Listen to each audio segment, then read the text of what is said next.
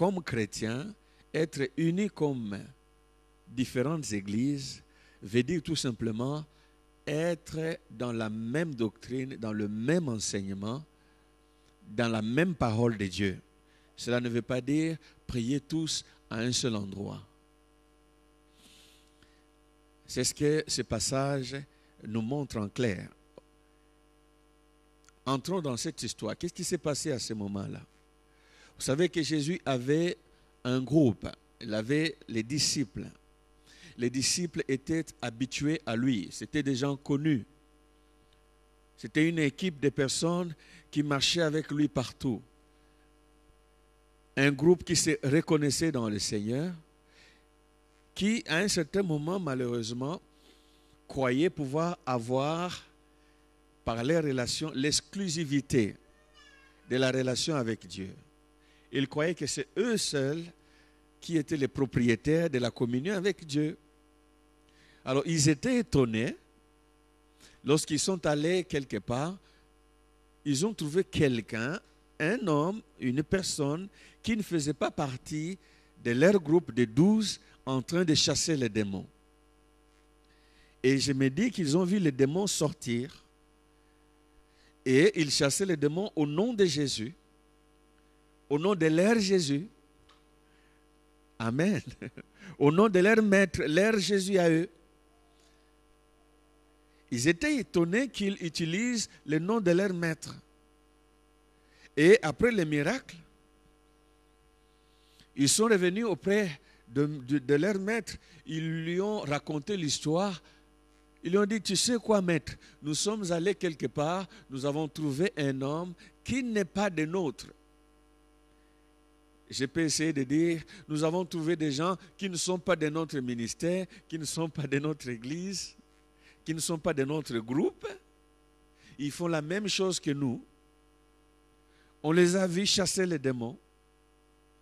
Mais tu sais quoi, maître? Quand on l'a vu chasser les démons, nous après, écoute, on a voulu défendre notre entreprise, nous l'avons empêché. Nous lui avons dit du genre, écoute, tu n'as pas le droit de prêcher notre Jésus, tu n'as pas le droit de chasser les démons comme nous. Tu n'es pas dans notre club, quoi. Tu n'as pas la licence, tu n'as pas... personne ne t'a commissionné. Jésus est à nous. Jésus nous appartient.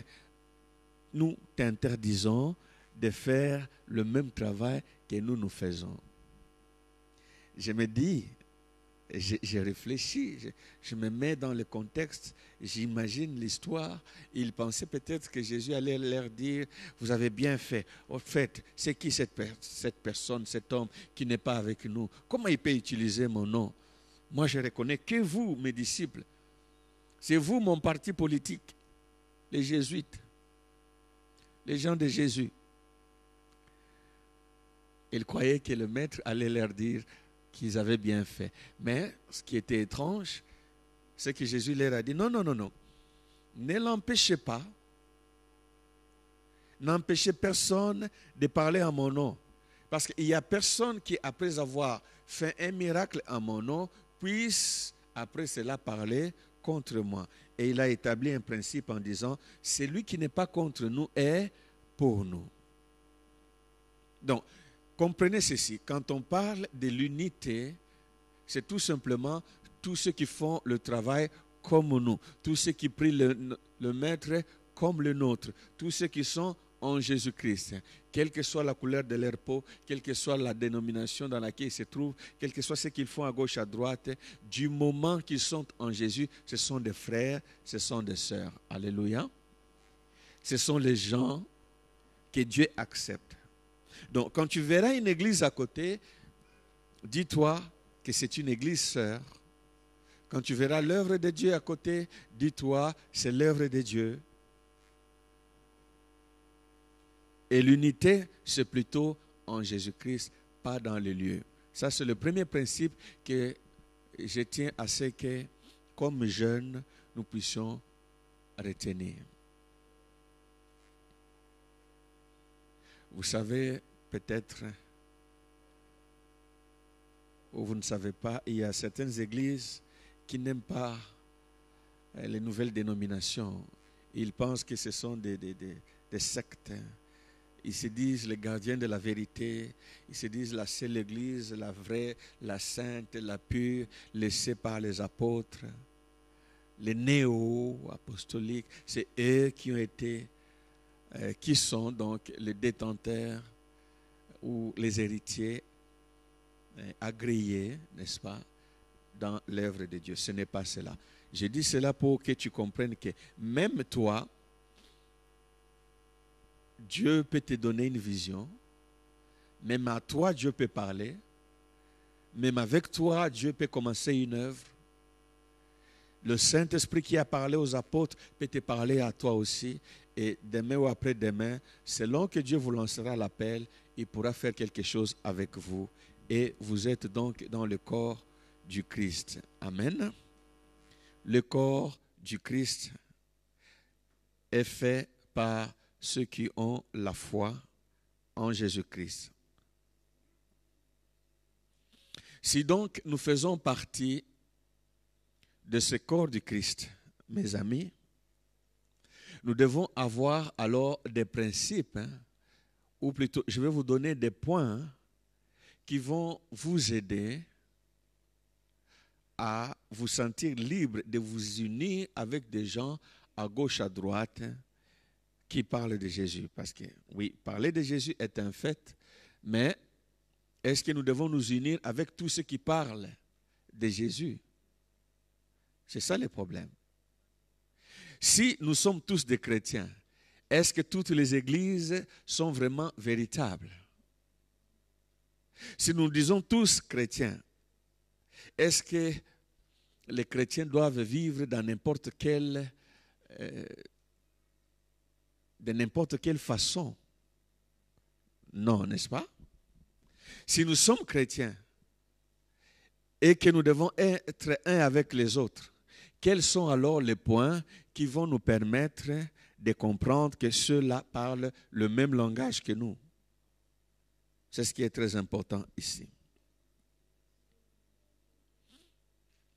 Si nous sommes de Christ, c'est-à-dire si nous appartenons à Christ, ou si vous voulez encore, si nous sommes des chrétiens, nous devons savoir que Jésus-Christ a un seul objectif.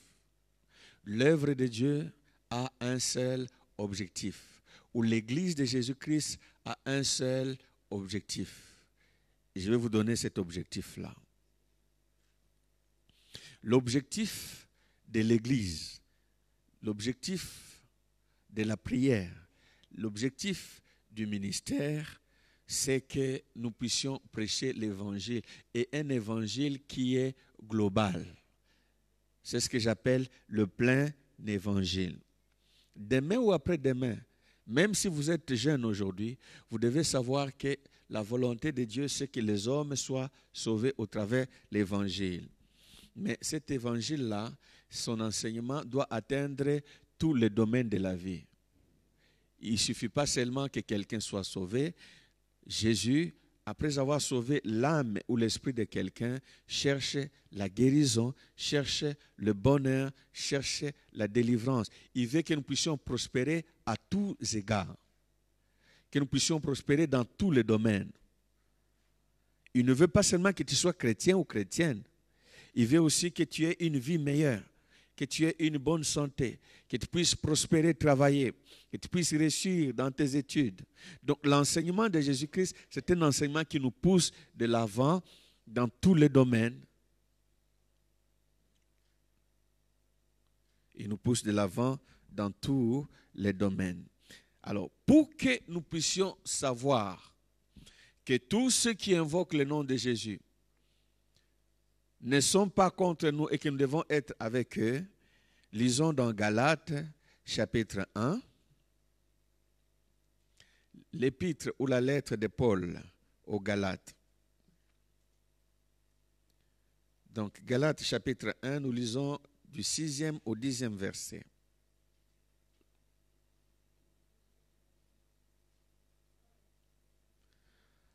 Vous êtes avec moi?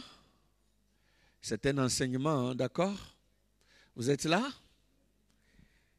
Galates chapitre 1, versets 6 à 10. Je m'étonne que vous vous détourniez si promptement de celui qui vous a appelé par la grâce de Christ pour passer à un autre évangile. Non pas qu'il y ait un autre évangile, mais il y a des gens qui vous troublent et qui veulent renverser l'évangile de Christ.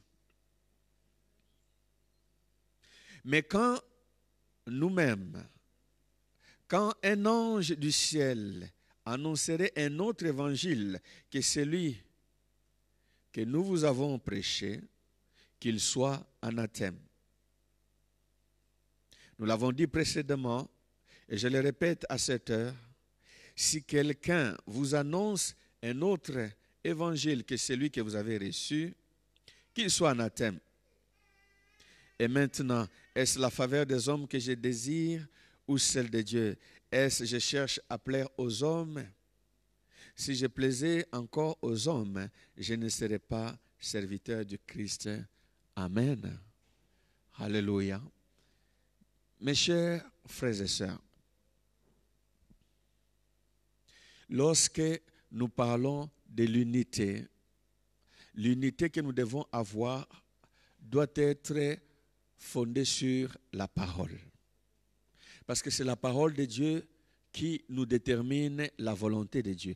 Un jeune, un papa ou une maman doit savoir que les fondements que nous avons de base, c'est la parole de Dieu et rien d'autre. Et c'est dans le souci de montrer que la parole de Dieu est quelque chose qu'on ne doit pas changer.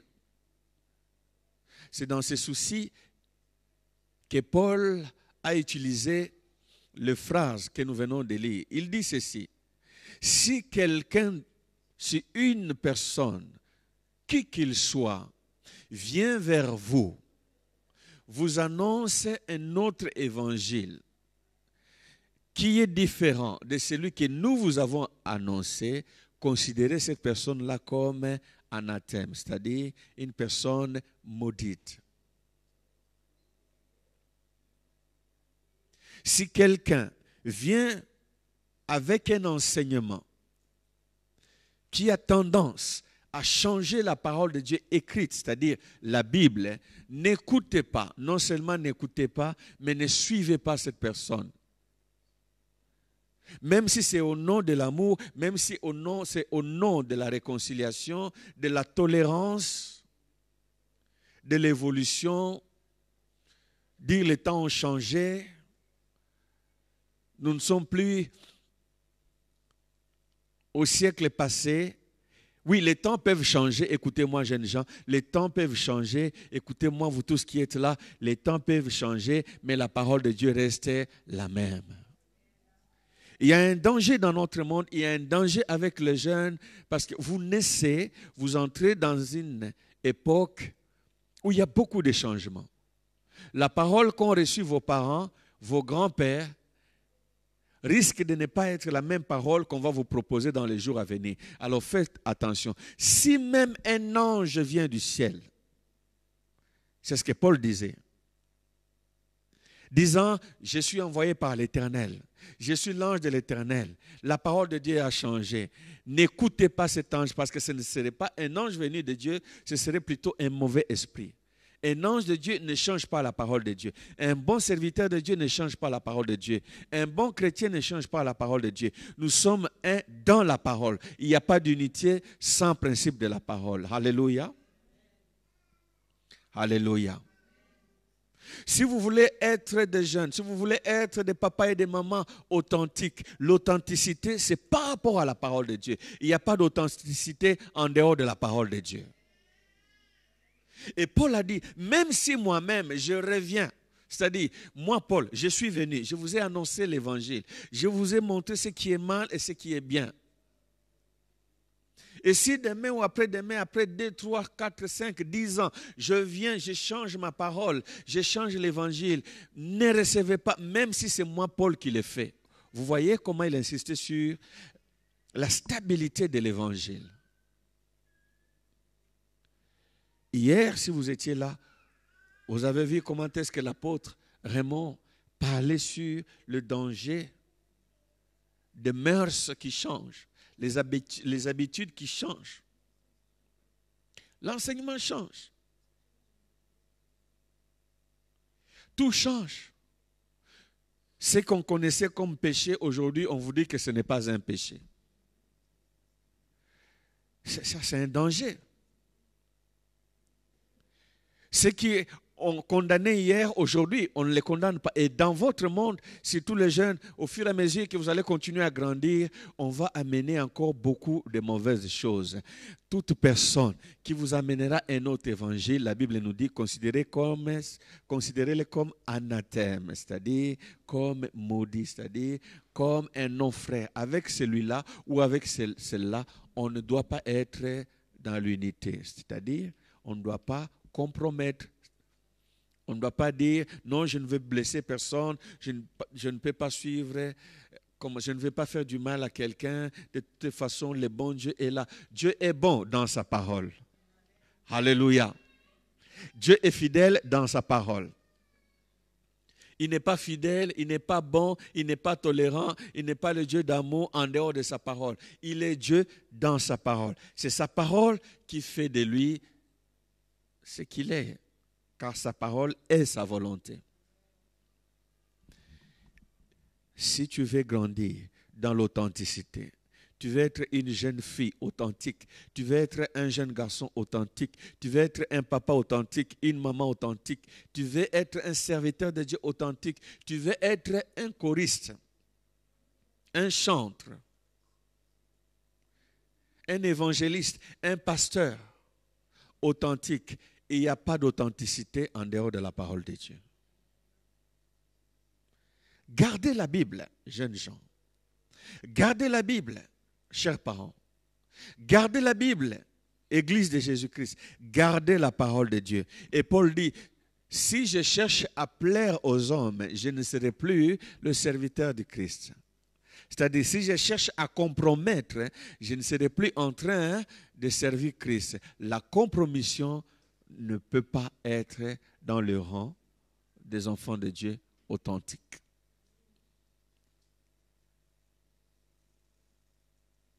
Jamais changer la parole. Jamais changer la Bible.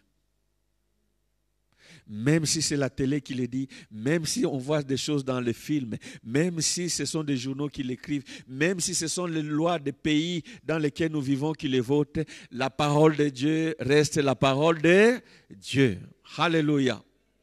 Et Jésus a dit ceci, le monde passera, mais ma parole ne passera jamais. Et on ne doit jamais ôter ne serait-ce qu'un virgule dans la parole de Dieu, une virgule. Même un point. Ça doit rester la parole, ça doit rester stable, ça doit rester inchangé, inchangeable.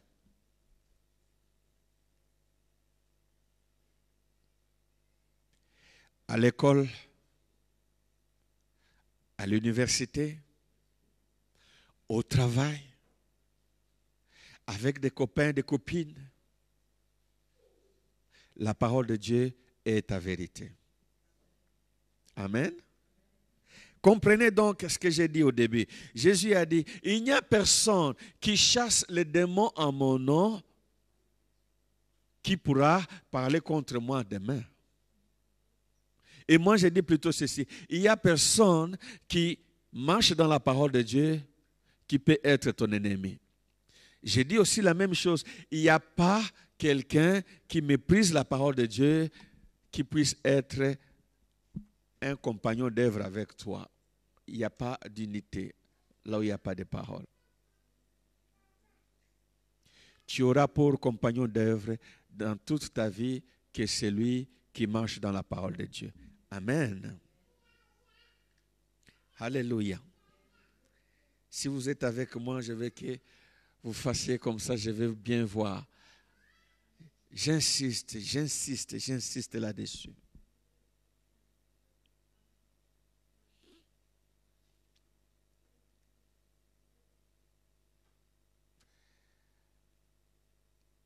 L'idolâtrie n'est pas dans la parole. c'est contre la parole, n'est-ce pas? L'homosexualité n'est pas dans la parole, c'est contre la parole. Nous n'allons pas détester les homosexuels avec leurs tendances, avec toutes leurs orientations, quels que soient les mots qu'ils appellent.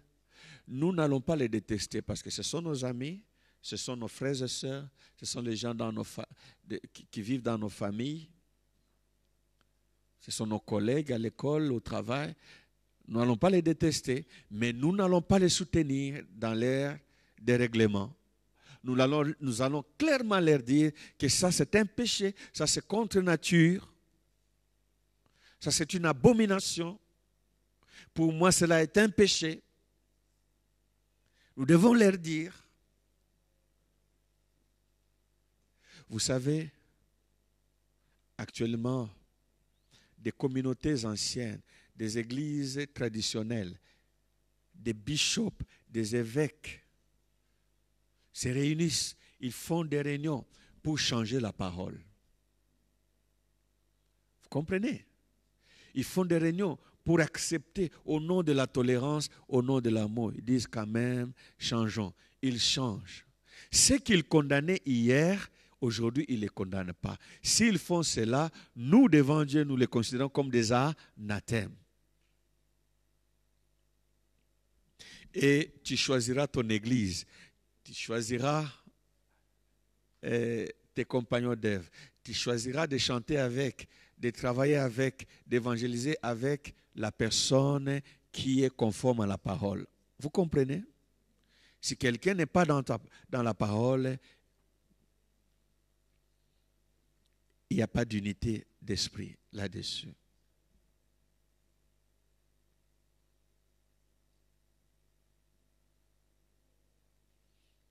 Avant d'aller dans une église, donc, il faut connaître la doctrine de cette église. Parce que vous serez sollicité. Même avant d'aller exercer un ministère dans une église quelconque, il faut essayer de demander si ces gens-là sont dans la parole.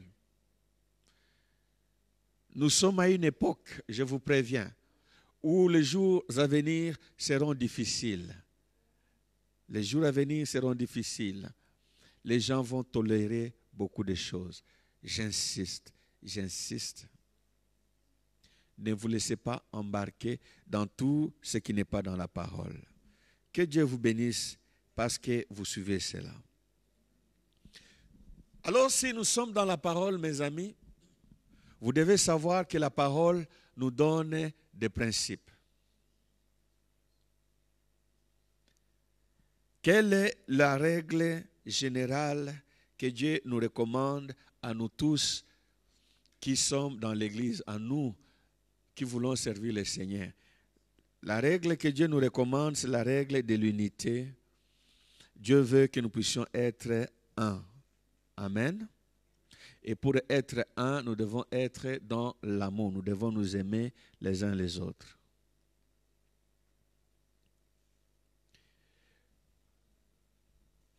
Lisons dans Jean chapitre 17, l'évangile de Jean, le chapitre 17, le verset 22 au verset 23. Jean 17, 22 à 23.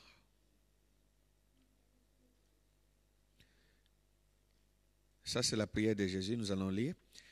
Je leur ai donné la gloire que tu m'as donnée, afin qu'ils soient un comme nous sommes un, moi en eux et toi en moi, afin qu'ils soient parfaitement un, et que le monde connaisse que tu m'as envoyé, et que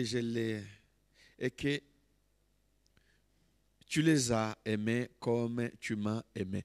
Ça, c'est la prière que Jésus a faite pour les disciples. C'est la prière qui plane sur ta vie. C'est la prière qui est toujours là, qui ne peut jamais vieillir. C'est la prière que Jésus fait pour toi, qu'il fait pour son Église. L'unité. Soyons un. Même le Saint-Esprit continue à prier pour que nous soyons un. Alors, pour que nous soyons un, nous devons éviter les divisions. Quand vous êtes dans un ministère, vous devez éviter les divisions et tout ce qui amène les divisions et les troubles.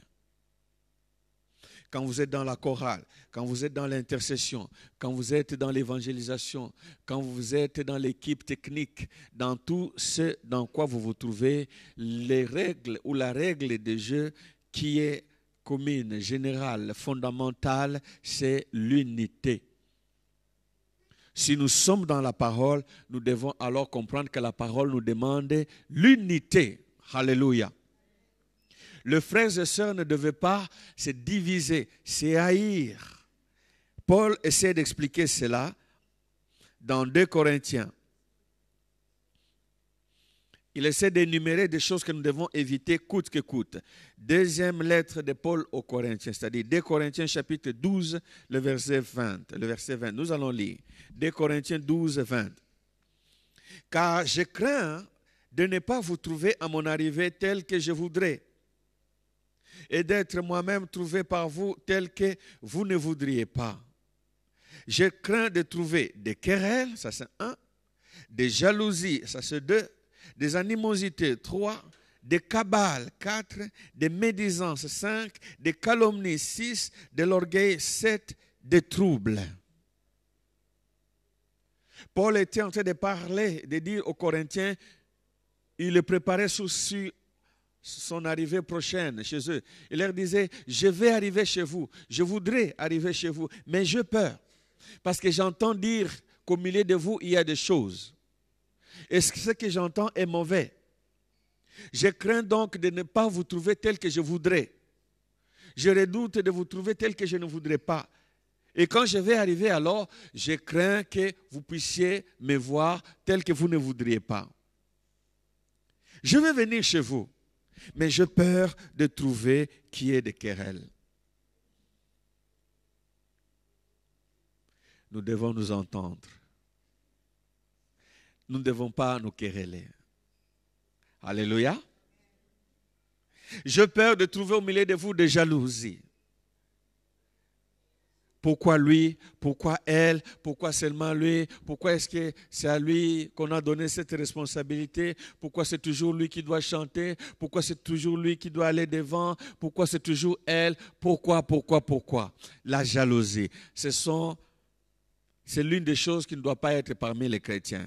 J'ai peur de trouver au milieu de vous des animosités, la colère. Ce sont des choses qui ne doivent pas être dans le cœur des enfants de Dieu qui veulent vivre dans l'unité. Alléluia. On ne doit pas trouver au milieu de vous des cabales ou des complots. Non. On ne doit pas trouver au milieu de vous des médisances. Un chrétien ne devait pas médire un autre, parler contre un autre. Qu'on ne trouve pas chez vous des calomnies. Non. Et qu'on ne trouve pas au milieu de vous des gens orgueilleux. Parce que ce sont des choses qui ne sont pas dans le principe de la parole. J'ai peur de trouver au milieu de vous des troubles. Donc, nous devons, en tant que chrétiens, si nous voulons gagner le monde, si nous voulons gagner d'autres jeunes, d'autres mamans, d'autres papas, éviter ces choses. L'unité de l'Église, c'est la clé du réveil. Il n'y aura pas réveil si, 1, nous ne sommes pas dans la parole, 2, nous ne marchons pas selon les principes de l'unité. S'il y a des divisions, on ne peut pas tenir. Vous comprenez? Donc nous devons nous unir. Quand il y a des petits problèmes dans l'église, quand il y a un problème contre ton frère ou ta sœur, ce que tu dois faire, ce n'est pas marcher dans toutes ces choses dont nous venons de parler. Non, mais c'est 1, prier pour le frère, prier pour la sœur et choisir un moment approprié pour parler, arranger. Celui qui a mal fait demande pardon et celui qui a été offensé donne le pardon ou décide de pardonner. Comme ça, les choses anciennes passent, nous allons dans des choses nouvelles. C'est comme ça que nous allons continuer à être forts. Alléluia. Une maison divisée à l'intérieur ne peut pas réussir.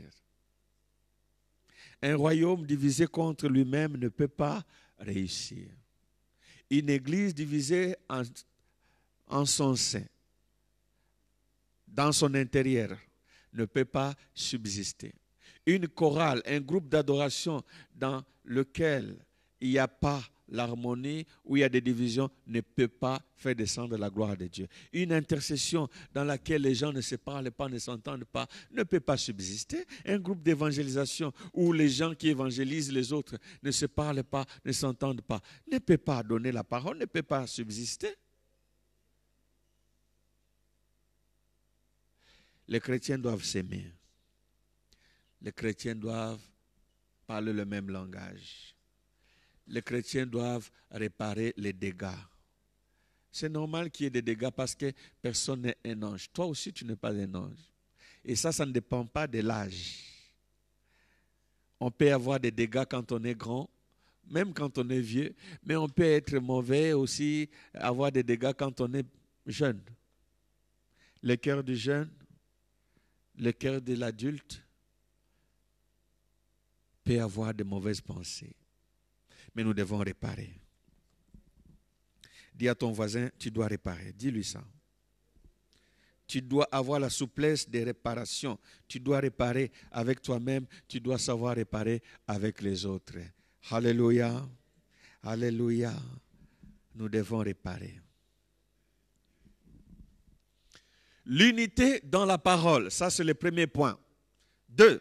L'unité dans le principe de la parole, c'est-à-dire l'obéissance à la parole. 3. Nous devons aussi être unis dans la connaissance de notre ennemi. Nous avons un ennemi, mes amis. Si nous voulons voir le réveil, si nous voulons entrer dans le réveil, nous devons savoir qu'il y a quelqu'un qui empêche le réveil, qui empêche aux hommes et aux femmes de se réveiller. Et ce n'est pas André, ce n'est pas Jean, ce n'est pas Louise, ce n'est pas Alphonsine. Ton ennemi n'est pas Chouchou ou, c'est pas moi, Yvette. Ce n'est pas Marie, hein, ton ennemi. Qui est ton ennemi? C'est Satan, ton ennemi. Amen. Si tout le monde, si tous ensemble, nous identifions l'ennemi, alors nous pourrons le combattre comme il faut. Le problème dans l'Église, c'est que les chrétiens se battent entre eux.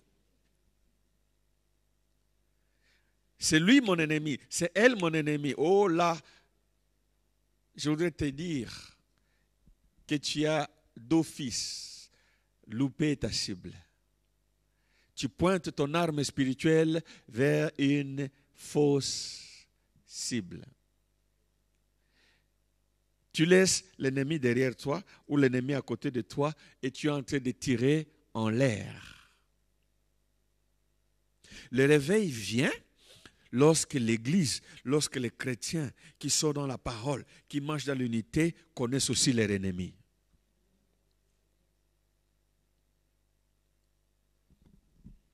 Dans Éphésiens, lisons. Éphésiens chapitre 6. Versets 10 à 12. La lettre de Paul aux Éphésiens, ou l'épître de Paul aux Éphésiens, le 6e chapitre, du 10e verset au 12e. Au reste, fortifiez-vous dans le Seigneur et par sa force toute puissante. Revêtez-vous de toutes les armes de Dieu afin de pouvoir tenir ferme contre les ruses de Marie-Louise, de Jeannette, d'Alphonsine, d'André, de Jean-Paul, d'Alain ou de Claude, de Bienvenue, de Calixte, de Paulos. La ruse de qui? Dites-le avec moi, la ruse de qui? Afin de tenir ferme contre les ruses du diable. Car nous n'avons pas lutté contre la chair et le sang, mais contre quoi? Les dominations. Contre les autorités. Contre le prince de ce monde de ténèbres. Contre les esprits bienveillants. Les esprits gentils. Les esprits qui font des câlins. et qui font des bisous, des esprits qui apportent des fleurs, qui souhaitent des joyeux anniversaires.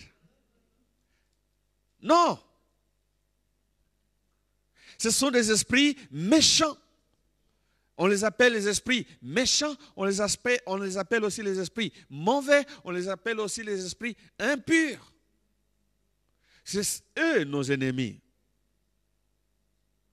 Ils peuvent créer une situation, ils peuvent passer par quelqu'un pour te décourager, pour te déraciner du réveil, pour te pousser à démissionner du ministère, te pousser à démissionner de l'œuvre de Dieu dans laquelle tu es, pour que tu te dises, j'en ai assez, je quitte.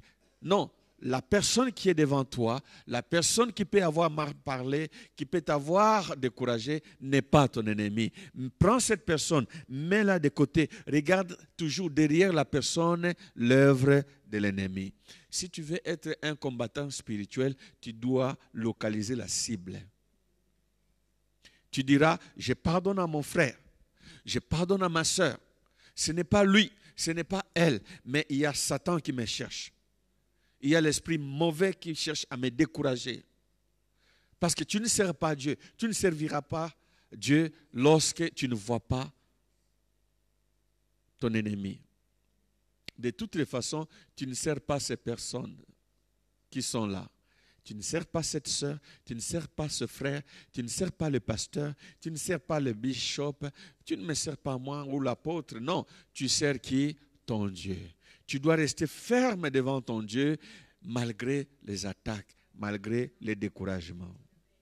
Alléluia. C'est le diable qui décourage au travers des personnes.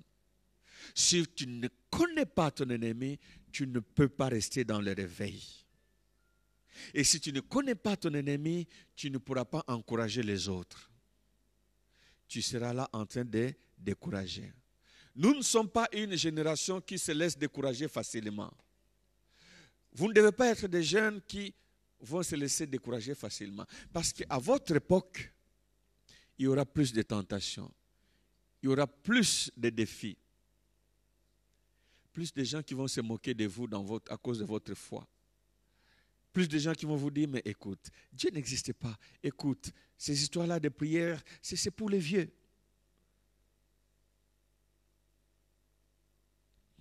Regardez derrière chaque mauvais discours l'œuvre de l'ennemi. Amen.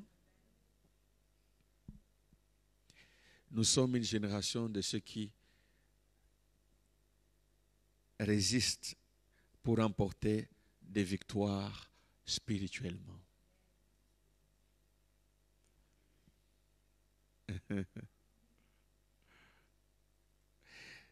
Celui qui ne connaît pas l'ennemi, même dans la guerre normale, crée des dégâts. Parce que qu'est-ce qui se passe?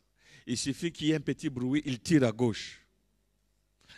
Non seulement il perd des munitions, mais il met toute l'équipe en danger. N'est-ce pas?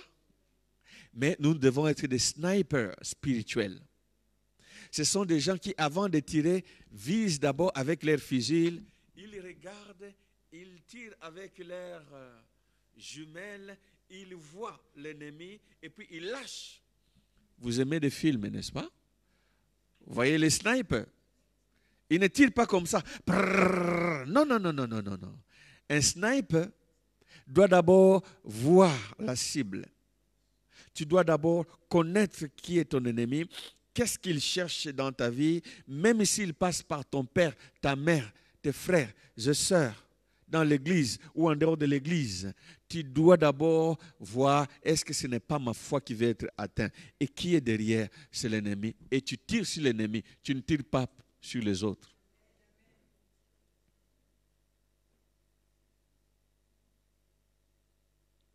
Ainsi, les authentiques, qu'est-ce qu'ils font? Quand ils voient une occasion de chute, ils regardent la personne, ils disent, de toute façon, ce n'est pas toi. Je te pardonne. Ce n'est pas toi. C'est peut-être une domination, c'est peut-être une principauté, c'est peut-être un esprit méchant. Et moi, je vais le combattre dans la prière. je vais aller me retirer et je dirai, esprit impur qui veut utiliser telle personne pour me faire tomber, je te chasse au nom de Jésus. Sors de ma vie au nom de Jésus. Je te chasse de la vie de cette personne qui m'attaque, qui me parle mal, qui me décourage. Sors au nom de Jésus. Et tu vas voir comment tu vas remporter des victoires spirituellement.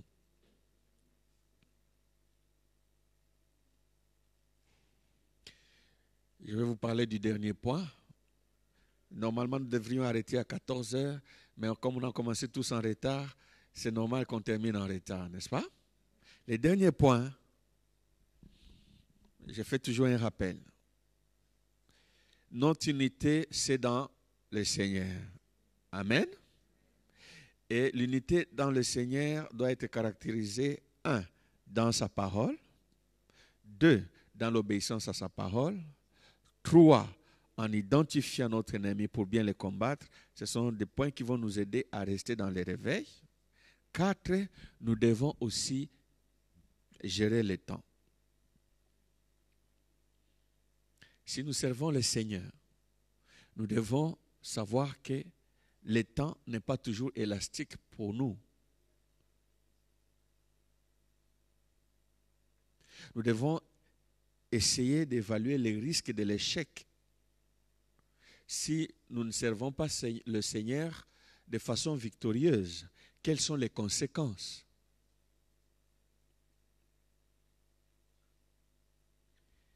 Il y a des conséquences, il y a des risques lorsque nous ne regardons pas le temps. Si je demande à chacun quel âge il a, j'aime le dire, si je reviens 30 ans après, vous n'aurez plus le même âge. C'est-à-dire, vous devez racheter le temps. Nous devons racheter le temps pour le réveil. Hier, nous avons fêté l'anniversaire du Bishop Bienvenu, n'est-ce pas? Il avait une année de plus. Mais moi, j'aime dire, une année de plus veut dire bienvenue la vieillesse. Vous voyez, là, je suis en train d'enseigner assis. Normalement, je ne le fais pas. Peut-être que je commence à vieillir aussi. Hein? Non, j'avais des maux de tête et puis je viens d'enseigner de l'autre côté. C'est pour ça que je me suis assis. Mais la vérité, c'est que un jour de plus, une semaine de plus, un mois de plus, une année de plus, et bienvenue la vieillesse. La fin s'approche. Les derniers jours s'approchent dangereusement, n'est-ce pas? Dangereusement. La fin, la fin, la fin. Donc, si nous ne nous réveillons pas maintenant, le temps passe, et si on ne se réveille pas, il y a des conséquences.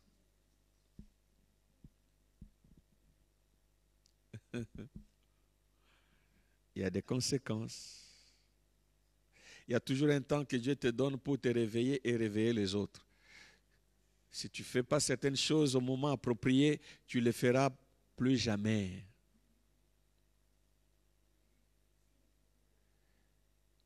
Plus jamais. Romains chapitre 13. La lettre ou l'épître de Paul aux Romains, le 13e chapitre.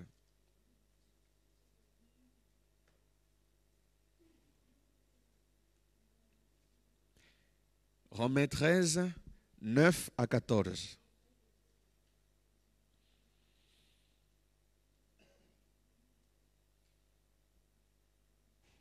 En effet, les commandements, 2 points, tu ne commettras point d'adultère, tu ne tueras point, tu ne déroberas point, tu ne convoiteras point, et ce qu'il peut encore y avoir, se résume dans cette parole, tu aimeras ton prochain comme toi-même. L'amour ne fait point de mal au prochain, l'amour est donc l'accomplissement de la loi. Cela importe d'autant plus que vous savez en quel temps nous sommes. C'est l'heure de vous réveiller enfin du sommeil, car maintenant le salut est plus près de nous que lorsque nous avons cru. La nuit est avancée, les jours approchent. Dépouillons-nous donc des œuvres des ténèbres et revêtons les armes de la lumière. Marchons honnêtement comme en plein jour, loin des excès et de l'hypocrisie, de la luxure et de l'impudicité, des querelles et des jalousies. Mais revêtez-vous du Seigneur Jésus-Christ et n'ayez point soin de la chair pour en satisfaire les convoitises. Ce qui m'intéresse dans ces passages, c'est ceci. La nuit est avancée, le jour approche. Le temps passe. C'est maintenant qu'il faut chercher le réveil.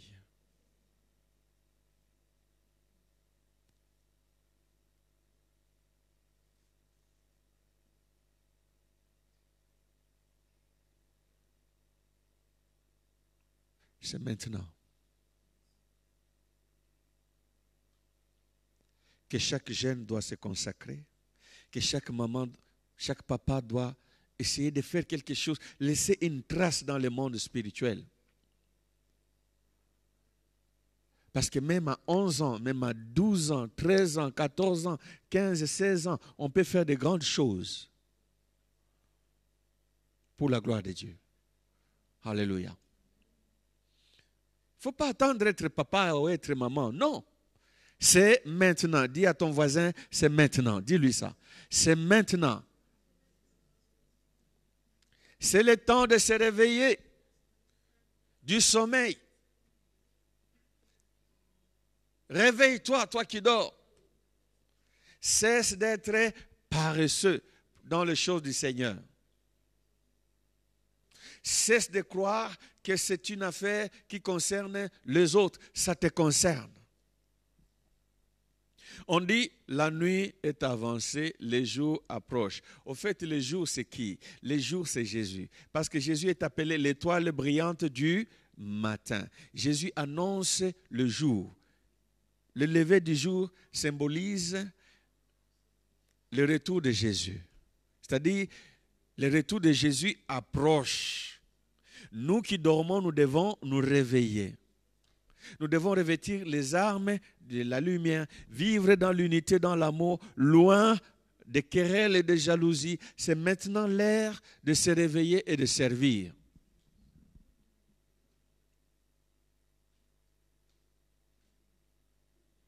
Mes amis, je voudrais vous dire que dans les camps de l'ennemi, on ne dort pas.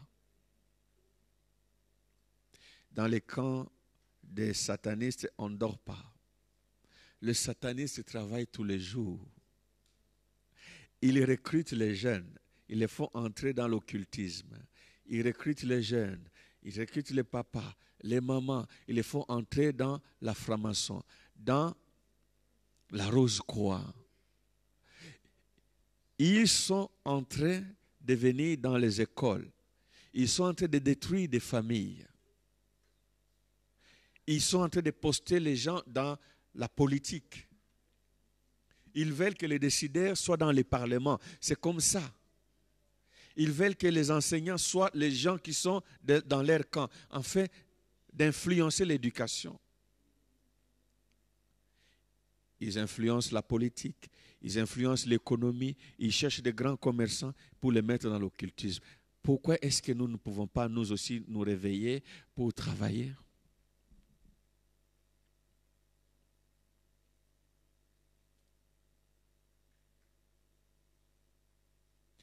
Ce n'est plus l'heure de se taire, d'être distrait. Quittons les œuvres des ténèbres. Quittons un peu la paresse, la distraction. Les jeunes, quittez un peu la distraction. Quittez la distraction, quittez la distraction. Abandonnez la distraction. Il y a un temps pour tout. Il y a un temps pour regarder un film. Il y a aussi un temps pour prier. Amen.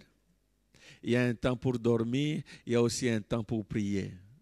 Il y a un temps pour voir les copines ou les copains, les amis, mais il y a un temps aussi pour prier. Il y a un temps pour lire la parole.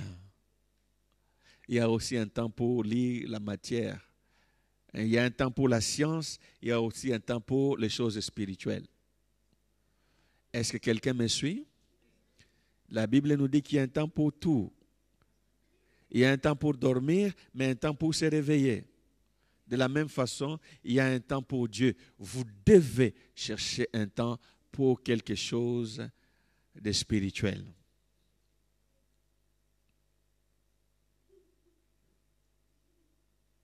Si vous ne cherchez pas ce temps-là, l'ennemi, lui, va vous occuper.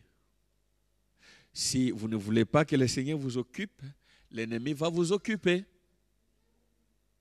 Et quand tu passes plus de temps dans quelque chose, non seulement ça reste dans ton cœur, mais ça peut même revenir dans tes rêves.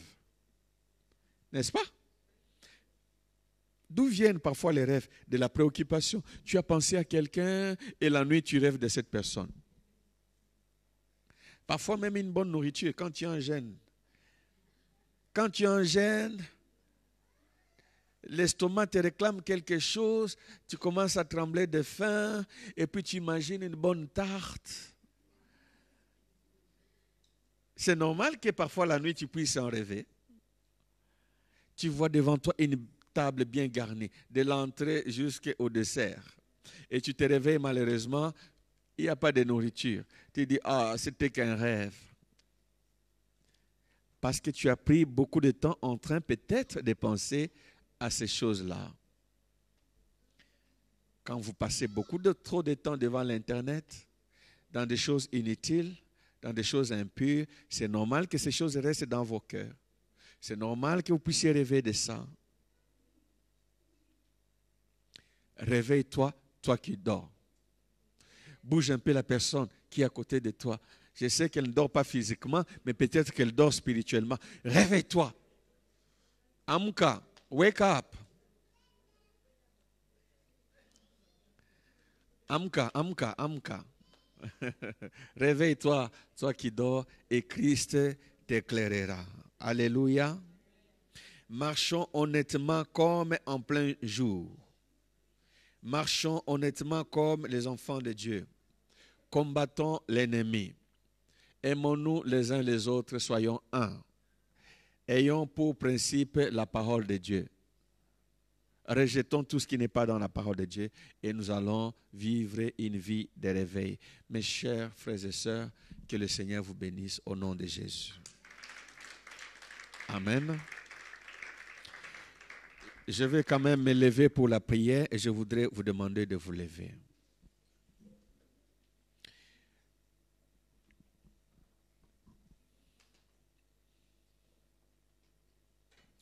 J'ai un désir. C'est de voir tous ceux qui sont ici, les hommes et les femmes, les filles et les garçons. J'ai un désir de voir le Seigneur nous tenir par la main, nous utiliser un jour plus qu'il a déjà fait. Et si tu penses qu'il ne l'a pas encore fait, j'ai un désir de voir le Seigneur t'utiliser puissamment. Si le diable prépare son armée, sachez que Dieu prépare son armée aussi. J'ai un désir de te voir faire partie de l'armée de l'Éternel. Que toi-même tu te réclames, tu te déclares l'armée de l'Éternel. Et quand tu invoqueras ton Dieu, je te donne une formule. Tu diras, l'Éternel est Dieu des armées. Cette semaine ou de tout ce mois, quand tu vas prier, je te propose, fixe cela dans ta tête. Quand tu veux prier, commence comme tu veux, mais n'oublie pas aussi cette phrase, dis, Éternel mon Dieu, Éternel le Dieu des armées. Et dis, je fais partie de ton armée. Je suis comme un militaire entre tes mains. Seigneur, utilise-moi. Tu as les armées célestes. Tu as les armées terrestres. Dans ton armée, tu as les hommes, tu as les anges, tu as les chérubins, les séraphins, les archanges. Mais au beau milieu de tous ces êtres-là qui font partie de ton armée, fais de moi aussi ton armée. Et utilise-moi. Utilise-moi, Seigneur. Lève ta main, je vais prier pour toi. Yahweh, Dieu des armées, je te bénis, Père, je te glorifie, je te rends grâce. Je te présente cette assemblée de jeunes. Je te présente ces papas et ces mamans. Je te présente ton Église qui a reçu la grâce du salut par le sang précieux que ton Fils Jésus a versé sur la croix. Ceux que tu as sauvés, ceux que tu as rachetés par la mort et la résurrection de Jésus. Tu as fait de nous une armée. Équipe-nous, Seigneur. Donne-nous les armes spirituelles, offensives et défensives. Fais de nous les éléments du réveil personnel et du réveil autour de nous. Je te recommande chaque personne qui est ici. Je prie pour que Saint-Esprit, tu touches chaque personne de façon spéciale, que personne ne sorte d'ici sans être touché par toi, que quelque chose de nouveau soit implanté dans sa vie au nom de Jésus. Verse une eau nouvelle. Crée quelque chose, établis quelque chose, allume un petit feu, allume un grand feu, stabilise-nous dans la foi. Fais de nous les défenseurs de ta parole. Fais de nous les gens qui marchent dans le principe de l'amour de l'unité. Fais que nous puissions combattre notre ennemi commun qui est le diable. Et je prends autorité sur tout ce qui combat la vie de tes enfants. Au nom de Jésus, je brise la force des dominations, des principautés, des esprits méchants qui attaquent mes frères et sœurs. Je le brise dans leur vie au nom de Jésus. Je te demande d'établir ton règne, ton trône. Rachète le temps avec nous. Fais que nous soyons l'élite, ceux qui courent avec toi pour remporter des victoires. Tu as promis le réveil mondial.